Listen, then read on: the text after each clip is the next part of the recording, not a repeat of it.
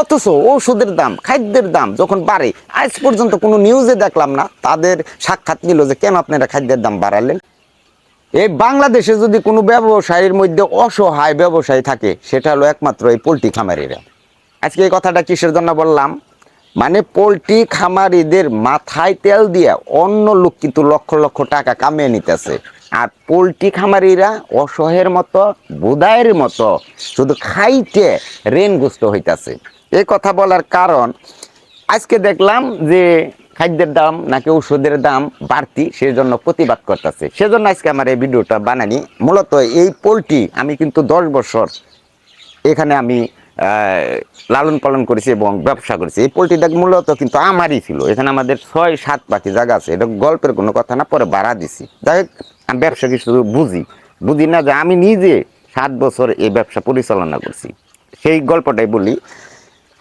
পোলট্রির এই ডিম যখন দাম বাড়বে, তখন দেখবা ঔষধ কোম্পানি, খাদ্যের কোম্পানি কাউকে না জানে ঔষধের দাম বাড়িয়ে দিবে, খাদ্যের দাম বাড়িয়ে দিবে।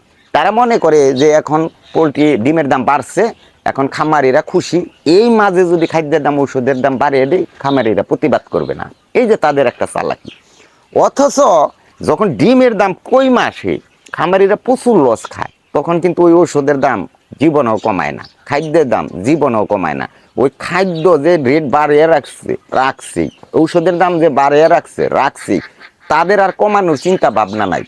এই খামারিরা সারাদিন পরিশ্রম করে ডিম উৎপাদন করে, তাদের কারেন্ট বিল, কর্মচারী বিল দিয়া যখন ডিমের দাম কমা যায়, তখন কিন্তু তাদের হাজার হাজার টাকা লস হয়। অথচ যারা ডিমের ব্যবসা করে, ঔষধের ব্যবসা করে, খাদ্যের ব্যবসা করে, তারা লক্ষ লক্ষ টাকা কামাইয়া অনেকে কোটিপতি হয়ে গেছে। যারা ঔষধের ব্যবসা করে তাদের লস নাই, তারা লক্ষ লক্ষ কোটি কোটি টাকা কামাইছে। যারা খাদ্যের ব্যবসা করে তারা লক্ষ লক্ষ কোটি কোটি টাকা কামাইয়া এখন তারা বড় লোক।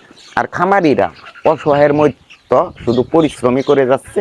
তাদের ঋণ, অনেকে আছে ঋণই পরিশোধ করতে পারতেছে না। আর অনেকে আছে যারা নগদ টাকায় ব্যবসা করে, নগদ টাকা কোনো ঋণ করে ব্যবসা করে, তারা মোটামুটি টিকা আছে। এই হলো এই যে মুরগি বা ডিমের যে ব্যবসা, এই পরিস্থিতিটা। আর ডিমের দাম যখন বাড়বে, এই যে ভোক্তা অধিদপ্তর নাকি বলে ম্যাজিস্ট্রেট, এরা দোকানে দোকানে গিয়া মানে জেরো করে, কেন ডিমের দাম বাড়াইলে, কেন এত ডিমের দাম বাড়লো। অথচ ঔষধের দাম, খাদ্যের দাম যখন বাড়ে, আজ পর্যন্ত কোনো নিউজে দেখলাম না তাদের সাক্ষাৎ নিল যে কেন আপনারা খাদ্যের দাম বাড়ালেন, কেন আপনারা ঔষধের দাম বাড়ালেন। আসলে এই দুনিয়াটাই মানে যেখানে জুলুম, সেখানে মানুষ জুলুম করে। কেন বাংলাদেশে একটা মিডিয়া কি পারলো না ওষুধের দাম বাড়লো কেন, খাদ্যের দাম বাড়ে কেন, এর একটা নিউজ করতে? করবে না, এগুলা করবে না।